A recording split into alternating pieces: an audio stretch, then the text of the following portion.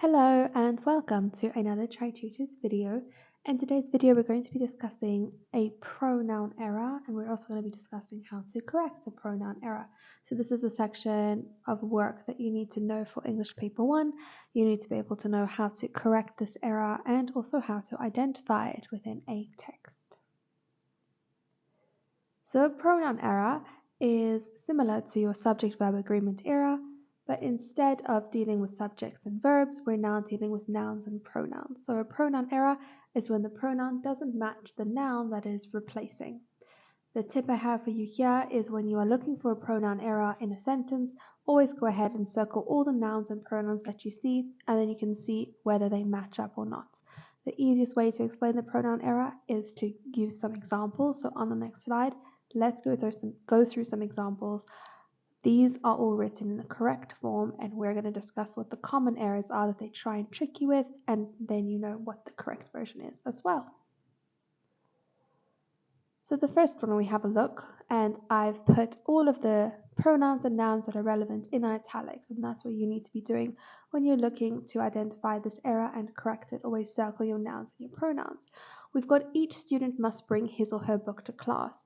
Now, the way we usually speak in everyday English language, we'd probably say each student must bring their book to class, but that's actually incorrect because each is singular, and so his or her is the correct and appropriate pronoun to include over there.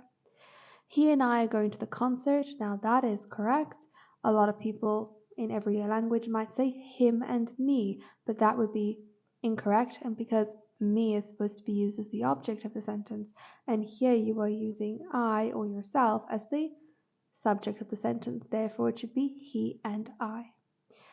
The girl who won the race received a medal. That is correct. The incorrect version, which often comes up, is the girl that won the race, but the girl is a person, and therefore it should be who and not that.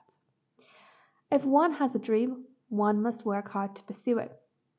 They really catch people out here because they have separated those pronouns in different parts of the sentence. So often they'll have a sentence like, if one has a dream, you must work hard to pursue it. One and you are not aligned, so you can change it either to if you have a dream, you must work hard, or if one has a dream, one must work hard. They need to match. If people want to succeed, they must have a goal. Same sort of thing as the previous one. The way that markers often do it is they'll say, if people want to succeed, one must have a goal. But we're talking about people here, we're talking about plural, therefore the matching pronoun should be they.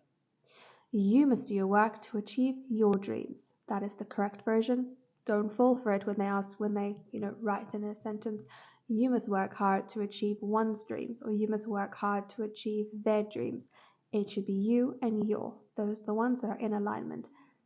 So remember, the ones on the slide, these are the correct versions of those common errors and how we can correct them. Thank you so much for watching. I hope that you found this video helpful. Please remember to like the video and to subscribe to the channel, and I'll see you in the next one.